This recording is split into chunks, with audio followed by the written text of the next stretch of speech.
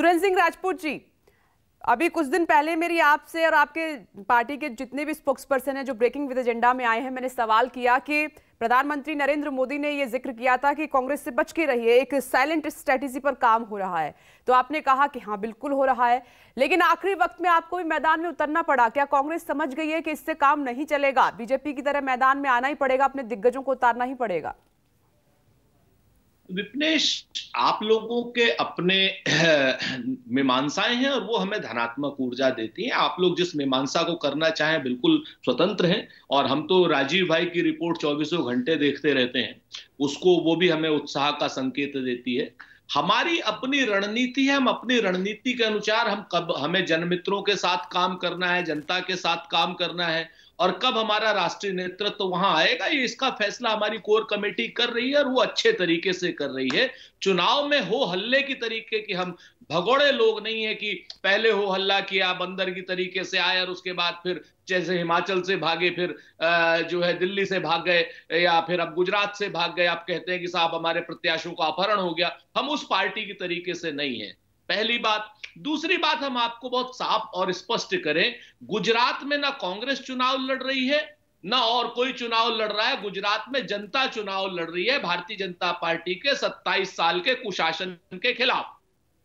गुजरात में महंगाई चरम पर, गुजरात में बेरोजगारी चरम पर, गुजरात में संविदा कर्मचारियों का असंतोष चरम पर, गुजरात में नौजवान का असंतोष चरम पर। उस चरम असंतोष को स्पष्ट रूप से जो आवाज देने का काम कर रही है वो कांग्रेस पार्टी कर रही है। और भारत जोड़ो यात्रा से जिस तरीके से रोज हर गुजराती अपने दिल को लगाए हुए है पिछले 2 महीने से, और हर गुजराती के दिल में भारत जोड़ो यात्रा जा रही है, राहुल गांधी जी का नेतृत्व जा रहा है, उनकी सीधी सच्ची और सपाट बातें जा रही है, वो गुजरात में एक गेम चेंजर साबित होगा, ऐसा हमारा पूरा पूरा विश्वास है। हमें कहीं पर भी कोई गपबाजी करने की जरूरत नहीं, हमें कहीं पर भी कोई बड़ी बड़ी बातें करने की जरूरत नहीं। हमारा अपना काम, चाहे राइट टू इंफॉर्मेशन का हो, राइट टू फूड का हो, एक पाकिस्तान के 2 पाकिस्तान बनाने का हो, चाहे वो भाखड़ा नाम का डैम देने का हो, हरित क्रांति करने का हो, या अमूल की दुग्ध क्रांति करने का हो, सारे काम सामने हैं। अब हम अपने काम के दम पर वोट मांगने जा रहे हैं और हमें उम्मीद है कि जनता हमें सेवा का मौका देगी। लेकिन बीजेपी ने कहा कि कांग्रेस ने कुछ नहीं किया इसीलिए बाहर है सत्ता से। ये तो बीजेपी को कहना ही चाहिए भाई, 27 साल से जब आपके पास सत्ता है तो हम थोड़ी करेंगे, आप ही को करना होगा। आपने जो नहीं किया है उस काम को करने के लिए कांग्रेस आएगी।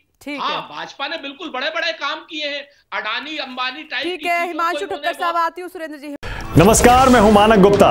अगर आपको हमारा ये वीडियो पसंद आया हो तो इसे लाइक और शेयर जरूर करें, और हाँ, हमें सब्सक्राइब और फॉलो करना ना भूलें ताकि आप देश और दुनिया की कोई खबर मिस ना करें। तो जुड़े रहिए हमारे साथ और देखते रहिए न्यूज़ 24।